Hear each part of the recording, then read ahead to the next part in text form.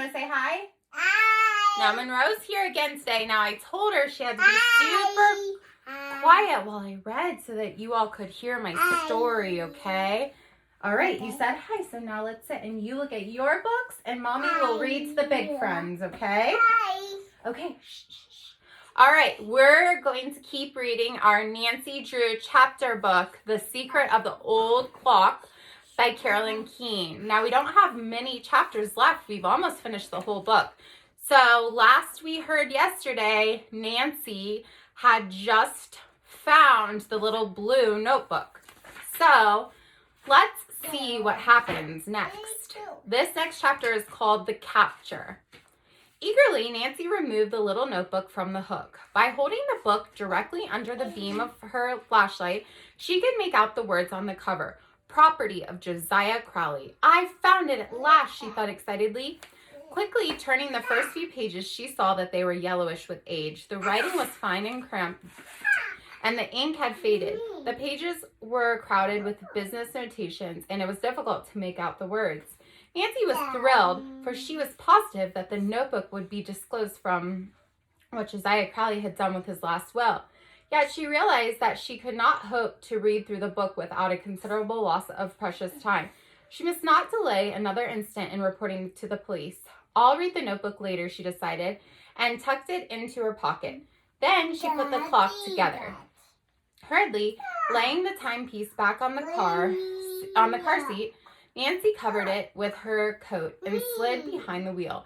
Starting the engine, she swung the convertible onto the highway. Nancy cast an anxious glance in the direction the thieves had taken and watched for side roads down which the men might turn to avoid the main highway. Perhaps I'd better phone the state police from the first service station or store I come to. Then suddenly she noticed a sign, alternate route to Gerwin, main road under repair. Reaching the intersection, she stopped to see if the familiar tire marks of the van indicated it had turned onto the dirt road. It had. Now what shall I do? Asked Nancy. As Nancy debated, she saw a car coming toward her. Her hope soared. She would not be mistaken if it was a police parole car with a red revolting roof light. Instead, instantly, Nancy grabbed her own flashlight and jumped from the car. Standing at the side of the road, she waved her light, and in a few minutes, the police sedan stopped. I'm Nancy Drew, she said hurriedly to the two men inside. Are you looking for the furniture thieves in the van? Yes, we are. You're the girl who reported them. Nancy nodded, then pointed down the side road. I think those are their tire marks. The men were at the Black Horse Inn, but left. You can identify them, the driver asked. Oh, yes. Then please follow us. I'll radio for a car to approach the thieves' van from the other end of the road. The police car sped down the back road to the Gerwin. With Nancy following closely behind, they rode for several miles. Oh dear, thought Nancy. I must have been wrong. We should have overtaken the van by this time. Another 10 minutes passed. Then unexpectedly, she caught a glimpse of a red taillight on the road far ahead. It must be the van, Nancy told herself, hopefully. The light doesn't appear to be moving fast enough for an automobile. Evidently, the police were at the same opinion at that moment. The car slowed down. Nancy figured they would not stop the van until they saw the other police car arriving from the opposite direction. A few minutes later, she could see headlights in the distance. The squad car in front of Nancy now sped ahead and pulled up alongside the van. Pull over, one of the officers shouted to the men in the cab. Instead of doing so, the van put on a burst of speed. But in order to avoid smashing into the oncoming squad car, the driver pulled too far to the right. The van swerved sharply. Its two right wheels went off into the deep ditch, and the vehicle toppled over. In an instant, the officers were out of the car and had the fugitives covered. By this time, Nancy, who had stopped her car at the side of the road, came up running.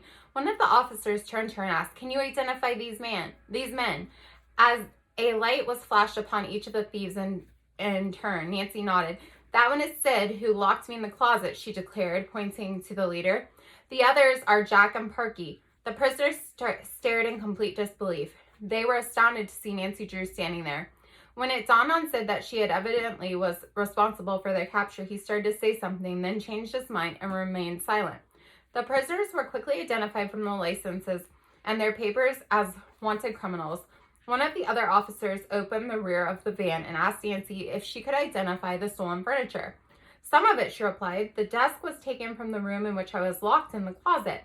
Good enough, said the trooper. These men will get a long sentence for this. They'll be held on several charges. Are you willing to go with us and prefer charges against them? Yes, if it's necessary, Nancy promised reluctantly. But I don't live in the county, and I'm eager to get home right away. Don't you have enough evidence against them? I think they're the same men who stole several silver heirlooms from the Turner sisters. Sid and his companions winced, but did not speak. I see, said the trooper. Well, I guess there's no need for you to go to headquarters now, the officer admitted. I'll take your address. If your testimony should be required, I'll get it in touch with you. When Nancy showed her driver's license as identification, the policeman glanced at her with new interest. Taking her aside, he said, So you're the daughter of Carson Drew. I see you're following in his footsteps, starting rather young, aren't you? Nancy laughed. It was only by accident that I arrived at the Tophams' bungalow. At the crucial moment, she protested modestly. Not many girls would have used their wits the way you did, the officer observed. Unless I'm mistaken, these fellows are old hands at this game. There are no doubt the men who have been stealing various things from around Moon Lake for a number of seasons. The residents will be mighty grateful for what you've done. And that Mrs. Topham you spoke of, she ought to give you a liberal reward for saving her household goods. Nancy shook her head. I don't want a reward. Really, I don't. Just the same, you've earned one, insisted the officer, who said his name was Cohen.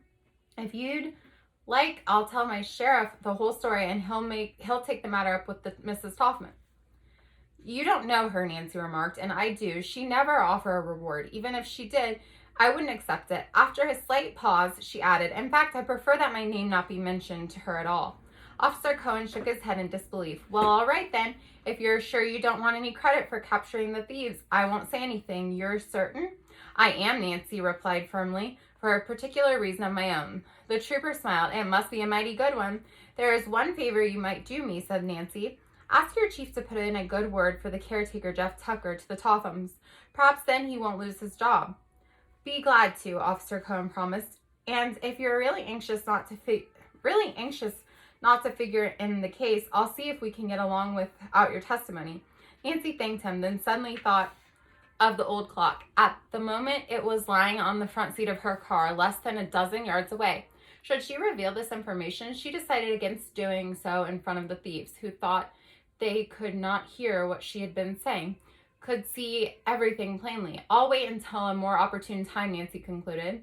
It was agreed among the state police that one of them would stay to guard the van and keep a radio car standing by there.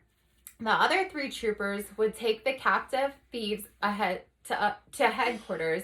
The 3 prisoners, their faces sullen, were crowded into the car. One of the troopers took the wheel while the one beside him kept the handcuffs trio closely covered.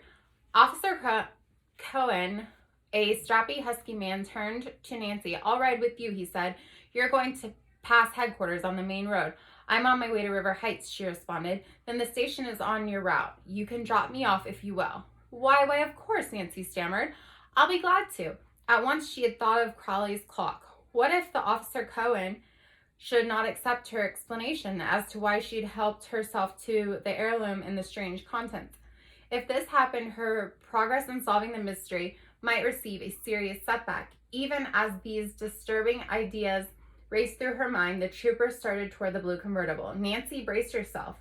I'll just have to fess up, she said to herself, and take the consequences. Okay, and that's the end of the chapter for today. Okay, we have tomorrow and Friday, and then we'll have 2 more days next week, and then the book will be over. So we have 4 chapters left, friends. I had a great time reading to you today, and I will see you tomorrow. Bye. Bye. Oh, you want to say bye? Sorry. Say bye. Bye. Say see you tomorrow. Whoa. Oh, it's okay. Bye.